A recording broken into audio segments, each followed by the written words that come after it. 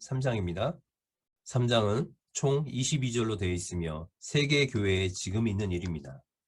1절에서 6절까지는 4대 교회에 지금 있는 일입니다. 1절에서 4대 교회의 사자에게 편지하라 인사하고 있습니다. 그리고 예수님을 하나님의 7영과 7뼈를 가지신 이로 나타냅니다. 예수 그리스도는 교회와 그 교회를 이끌어 가시는 성령님의 주관자 되심을 나타내고 있습니다. 이것은 4대 교회가 성령의 인도하심을 무시할 경우 교회와 성령의 주관자 되신 예수 그리스도의 심판을 면치 못할 것을 알려주고 있습니다. 그리고 4대 교회는 칭찬의 말씀보다 책망의 말씀을 먼저 하십니다. 책망의 말씀은 1절 후반부부터 2절 말씀입니다. 내가 내 행위를 아노니 내가 살았다는 이름을 가졌으나 죽은 자로다. 하나님 앞에 내 행위에 온전한 것을 찾지 못하였노니. 4대 교회의 모습은 하나님 앞에서 4대 교회의 모든 행위가 온전한 것이 하나도 없었습니다. 그래서 죽은 교회라고 말씀하고 있습니다. 겉모습은 교회라고 했지만 실제로는 교회다운 모습, 예수 그리스도의 복음의 진리가 전혀 없는 곳이라고 말씀하고 있습니다. 그래서 예수님은 4대 교회를 책망하시고 그 다음 바로 당부와 심판에 대한 경고의 말씀을 주십니다.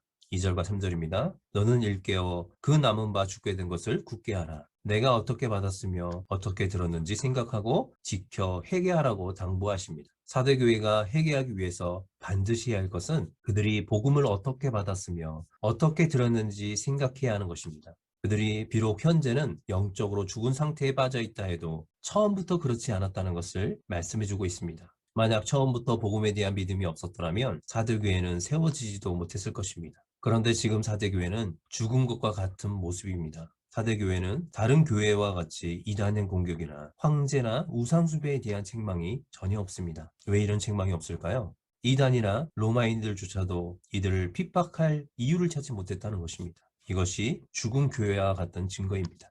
그러므로 4대 교회는 영적 무감각으로부터 돌이켜 복음을 처음 받고 들었던 그때의 신앙으로 돌아가라고 당부하십니다. 그리고 회개하지 않으면 어떻게 되는지 경고하십니다. 만일 일깨지 아니하면 내가 도둑같이 이르느니 어느 때에 내가 이르는지 내가 알지 못하리라. 이것은 예수 그리스도의 재림의 돌발성을 강조하는 표현입니다. 영적 무감각에 빠져있는 교회에게 무사 안일지로 일관하는 교회에게 아주 적절한 경고의 말씀입니다. 교회는 항상 깨어 있어야 합니다. 그래야 주님이 오실 때 우리는 주님을 영접할 수 있기 때문입니다.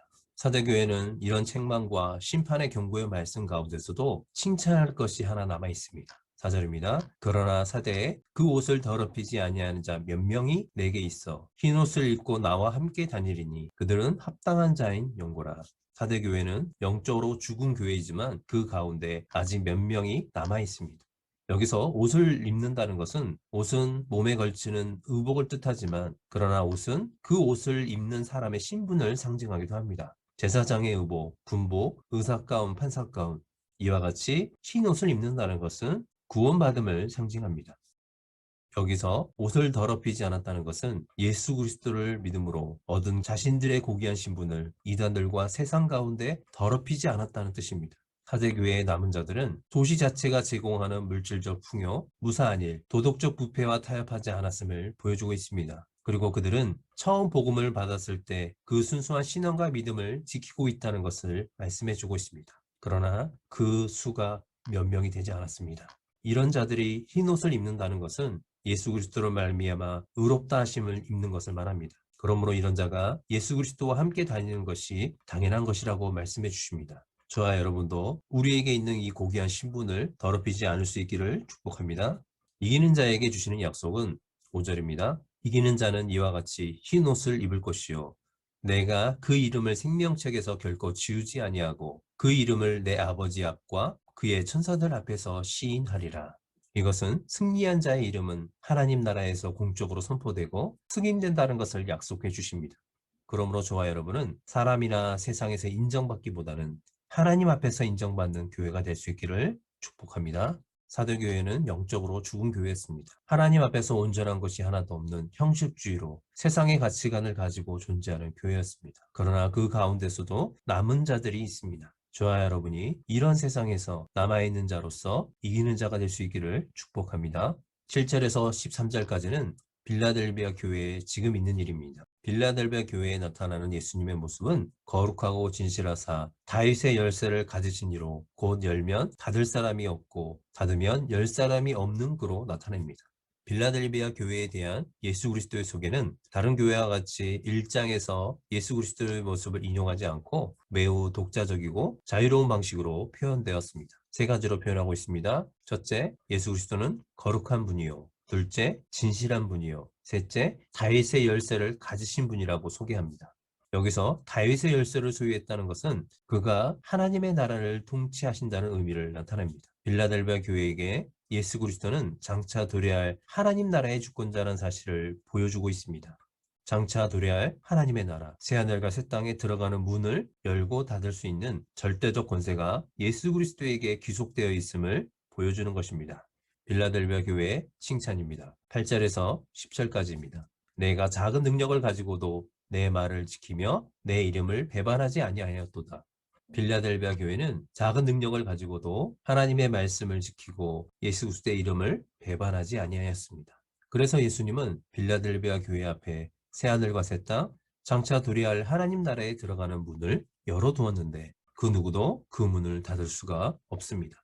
예수님께서 빌라델비아 교회에게 문을 열어두신 이유는 이들은 이미 시련과 환난에서 예수 그리스도의 말씀과 이름을 부인하지 않았기 때문이라고 분명하게 말씀해 주십니다. 그리고 여기서 작은 능력을 가지고 있다는 것은 빌라델비아 교회의 구성원이 매우 적었다는 것과 그리고 그들이 도시의 하층민으로 구성되어 있다는 것을 나타냅니다. 그럼에도 그들은 모든 시련과 환난을 받아들였고 믿음으로 이겨냈습니다. 그래서 빌라델비아 교회는 책망이 없는 교회입니다.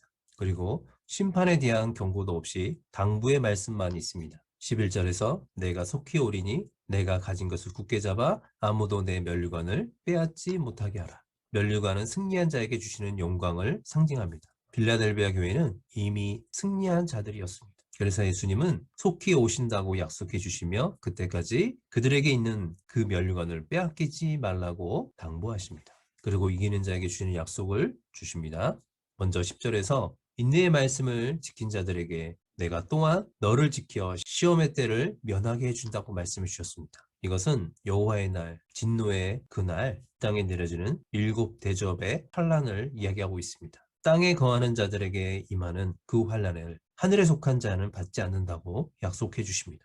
그리고 12절에서는 이기는 자는 하나님 성전의 기둥이 되고 그가 결코 나가지 않는다고 약속해 주십니다. 그리고 이기는 자에게 새 예루살렘의 이름과 예수 그리스도의 새 이름을 그 위에 기록해 주신다고 약속해 주십니다. 이기는 자에게 주시는 영광입니다. 저와 여러분도 이와 같이 하나님 성전의 기둥과 같은 존재가 될 수 있기를 축복합니다. 적은 능력과 연약한 빌라델비아 교회는 핍박과 환난 가운데서도 예수 그리스도의 이름과 하나님의 말씀을 지킨 교회였습니다. 우리들도 마지막 그날까지 이 땅에 임하는 심판이 무엇인지 바로 알고 그때까지 예수 그리스도의 이름과 하나님의 말씀을 지켜내는 교회로서 하나님 성전의 기둥이 될 수 있기를 축복합니다. 14절에서 22절까지는 라오디게아 교회에 지금 있는 일입니다. 14절에서 라오디게아 교회에게 소개한 예수님의 모습은 아멘이시오 충성되고 참된 증인이시오 하나님의 창조의 근본이시니가 이르시대로 소개합니다. 라오디게아 교회에 대한 예수님의 소개도 자유롭고 독창적으로 제시됩니다. 창조의 근본이시라는 표현은 창조자이고 창조 세계를 통치하신 분이라는 것을 나타내는 표현입니다. 그리고 아멘이시다는 표현은 아멘은 충성과 같은 어원으로서 충성을 강조하는 말로서 신실성을 나타냅니다. 이런 표현은 재림하실 예수 그리스도의 신적 권세와 영광 그리고 재림에 대한 신실성을 나타냅니다. 그리고 라오디게아 교회는 칭찬의 말씀이 없습니다. 7교회 중에 유일하게 전혀 칭찬할 만한 것이 없는 교회입니다. 15절부터 17절까지는 책망의 말씀입니다. 내가 내 행위를 아노니 내가 차갑지도 아니하고 뜨겁지도 아니하도다. 내가 차갑든지 뜨겁든지 하기를 원하노라. 내가 이같이 미지근하여 뜨겁지도 아니하고 차갑지도 아니한 내 입에서 너를 토하여 버리리라. 이런 모습은 신앙의 태도를 나타내는 것으로서 신앙에 대해 무관심하다는 것을 나타냅니다. 뜨겁다, 차갑다는 신앙에 대한 열정적 태도를 나타냅니다. 그러나 라오디게아 교회는 미지근했습니다. 전혀 열심이 없었다는 것입니다. 그들은 나는 부자라 부유하여 부족한 것이 없다. 자기 만족으로 사는 교회였습니다. 라오디게아 도시는 다른 소아시아 도시들에 비해 부유했습니다. 교회의 성도들 역시 물질적으로 풍족했습니다. 라오디게아 교회는 자신이 가진 물질을 영적 부요함으로 오해했습니다. 그래서 라오디게아 교회는 물질적 부유에도 불구하고 영적으로 심각한 궁핍함에 직면해 있었습니다. 그리고 이것보다 더 큰 문제는 이런 영적인 가난함에 대해 무감각하고 있다는 것입니다. 그래서 17절에서 내 공고한 것, 가련한 것과 가난한 것과 눈먼 것과 벌거벗은 것을 알지 못한다고 말씀하십니다. 라오디게아 교회는 신앙이 무엇인지, 무엇을 믿고 소망해야 하는지도 모르는 영적 빈곤 상태에 빠져 있었습니다. 그래서 예수님은 공고의 말씀을 주십니다. 18절입니다. 내게서 불로 연단한 금을 사서 부요하게 하고 라오디게아 교회가 부요케 되려면 불로 연단한 금을 사야 합니다. 여기서 불로 연단한 금은 불순물이 제거된 정결함을 상징합니다. 그리고 흰 옷을 사서 입는 것도 순결을 상징합니다. 교회는 세상의 부귀와 세상적 가치관을 입는 것이 아니라 예수 그리스도를 믿는 믿음으로 의로움을 입어야 합니다. 그리고 안약을 사서 눈에 발라 보게 하라고 말씀하십니다. 영적인 눈을 뜨게 하라는 것입니다. 그런데 여기서 주목해야 할 것은 이것들을 어디서 사는가입니다. 예수님은 자신에게 사라고 말씀하십니다. 교회의 부요함은 세상에 있는 것이 아니라 예수님 안에 있기 때문입니다.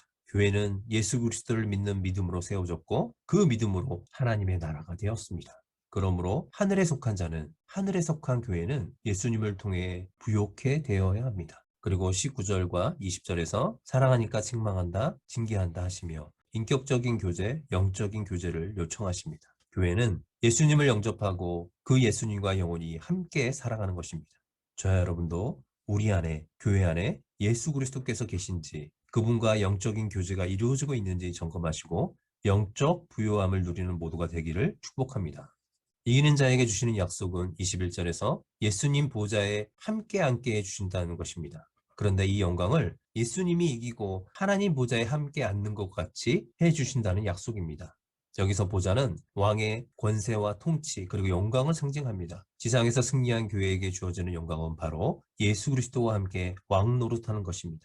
계시록 22장 5절에서 저희가 세세토록 왕 노릇하리라 라고 말씀해 주십니다. 예수 그리스도의 통치가 영원하듯 승리자들, 이기는 자들의 통치 역시 영원할 것이라고 말씀해 주십니다.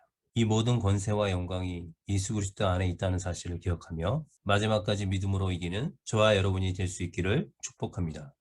라오디게아 교회는 부유하다 했지만 실상은 가난한 교회, 세상을 사랑하며 세상적 부를 추구하는 세속화된 교회였습니다. 그들은 예수보다 세상을 더 사랑하는 교회였고 예수님을 향한 신앙의 열심이 없었습니다. 저와 여러분은 자신의 신앙을 돌아보며 예수 그리스도를 향한 열심을 회복할 수 있기를 축복합니다. 지금까지 7교회에 있는 지금 있는 일에 대해서 보았습니다. 예수님은 지금도 살아계시고 성령님을 통해서 우리에게 말씀해 주고 계십니다. 이 마지막 시대에 성령께서 교회에게 하시는 말씀을 들을 수 있기를 축복합니다.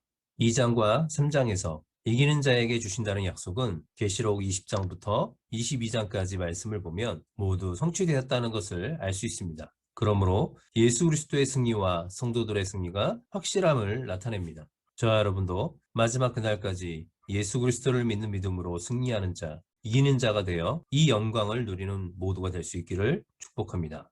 다음 시간부터는 장차 될 일에 대한 말씀입니다. 장차 될 일은 4장부터 22장까지 말씀입니다. 다음 시간에는 4장과 5장 말씀을 함께 생각하고 분석해 보겠습니다.